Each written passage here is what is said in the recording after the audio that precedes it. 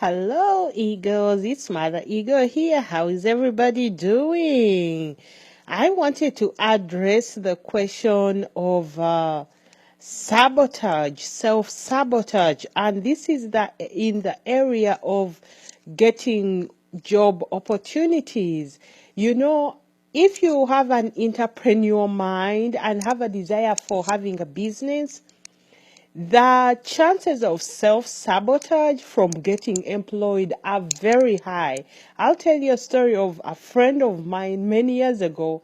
He left a regular job, started a small construction business. After a few years, the construction business wasn't working so well, so he thought to himself he should go back to regular employment.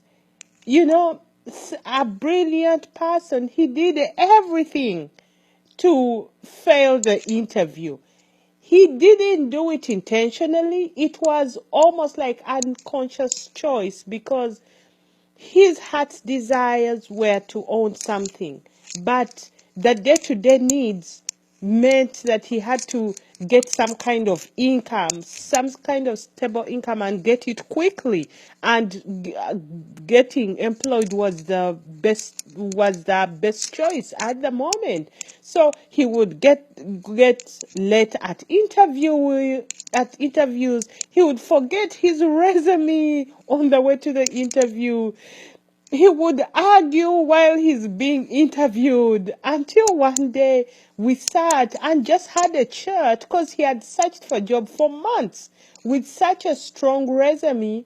I wasn't understanding why he couldn't get employed until I had to ask him an honest question that, do you really want to be employed?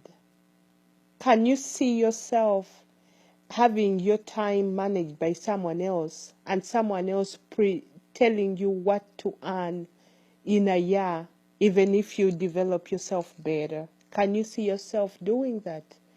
And he said, honestly, no.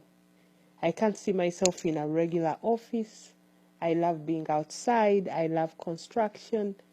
And once we settled that, he went back and refocused his energy into the business, and the business started working again.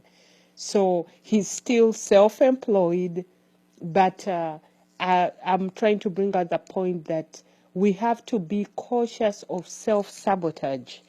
You have to find a way to reframe your idea of being employed by someone else and reconcile it with having a business at some point. For example, looking at your current employee as your first investor in your business, because some of them, the earnings you're going to get, you're going to be putting them in your personal business.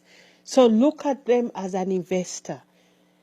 That way you don't self-sabotage yourself from either being gainfully employed or trying to get yourself fired before it's time to leave the job.